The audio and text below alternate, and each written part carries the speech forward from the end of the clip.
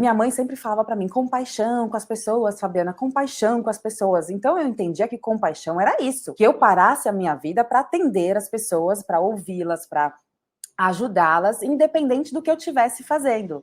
Pois bem, isso me lembra uma história minha mesmo, né? Tinha uma pessoa na minha família, muito próxima, e que ela me usava, eu falava que eu era grande privada, né? Num linguajar bem chulo. Mas para você entender, assim, eu era grande privadona. Eu tinha que parar eu sentia, tá, que eu tinha que parar a minha vida para atendê-la, porque ela estava em suplício, em desespero total. Então, ela foi, inclusive, tinha sido diagnosticada com depressão. E aí, eu parava e atendia ela onde quer que esteja. Naquela época, eu estava morando no Kuwait, no Oriente Médio. Eu já atendia mulheres, né, lá, eu já ajudava muitas mulheres árabes que tinham muitas dificuldades com relacionamentos familiares extremos, porque lá realmente é patriarcal. Mulheres que queriam divórcio não conseguiam, porque se divorciassem, o pai não ia mais falar com elas, então tinha uma interferência enorme na vida pessoal, no desejo delas, as mudanças que elas queriam fazer. E eu já vinha aí auxiliando essas mulheres. Então, essa pessoa da minha família, acredito que se sentiu mais confiante de conversar comigo sobre seus problemas pessoais. Só que ela me ligava todos os dias. Foram 2 anos me ligando todos os dias sobre o mesmo problema. Então, era assim, a fonte do problema era a mesma, tá? E ela apenas ficava divagando em diferentes emoções dentro daquele problema, né? Ficava. E eu parava tudo, atendia, dava o meu melhor conselho, ficava ali ouvindo, tentava acalmar, tentava mostrar outras perspectivas, né? Então eu era aquele porto seguro para a pessoa. Eu me sentia ali importante, né? De que ali eu precisava realmente ajudá-la, que ela precisava de mim e tudo mais. Acontece que eu fiquei grávida. E aí, quando eu fiquei grávida, isso continuou, tá? E as mensagens que ela tinha, o problema que ela estava passando, era com um ex-namorado. E eram mensagens de ódio, assim, mensagens de muita raiva, né?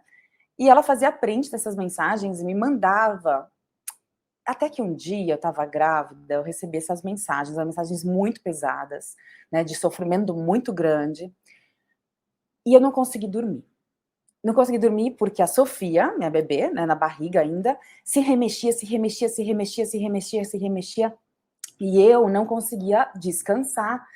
E aí, o que eu fui percebendo? Que eu ficava extremamente ansiosa com as mensagens que ela me passava. Eu entrava no campo energético dela, eu diminuía a minha força para dar força para ela.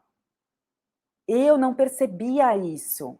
Eu só fui perceber isso quando uma pessoa de fora me mostrou, que nesse caso foi a minha filha. Nesse caso aqui, né, pode ser que estou sendo eu, né, estou mostrando isso para você. E aí, eu ficava muito ansiosa, eu não conseguia dormir, no dia seguinte me dava azia, eu nunca tive azia na gravidez, e aí comecei a ter azia na gravidez, fui pesquisar e realmente a azia tem relação emocional. E eu comecei, nossa, eu estou prejudicando não somente a mim agora, né? Eu não sabia, primeiro que eu não sabia que eu estava prejudicando a mim, me doando sem preparo nenhum para uma pessoa da minha família tentando elevar a energia dela, porque ela estava sem força, né, para lidar com aquele problema. Então eu estava me doando a minha energia para ela, para ver se ela levantava. E aí a minha filha me mostrou isso através de todo esse remeleixo, né, de todo esse que eu estava sendo impactada emocionalmente e energeticamente por tudo aquilo. Primeiro energeticamente, depois emocionalmente por tudo aquilo. Só que naquela época eu não tinha recursos para lidar com aquilo.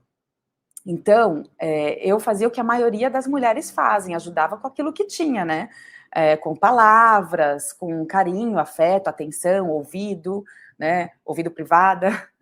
E E eu não sabia que aquilo estava drenando a minha energia, eu não sabia que aquilo estava me trazendo ansiedade, eu não sabia que aquilo estava me prejudicando, que aquilo estava realmente jogando a minha força para baixo, né.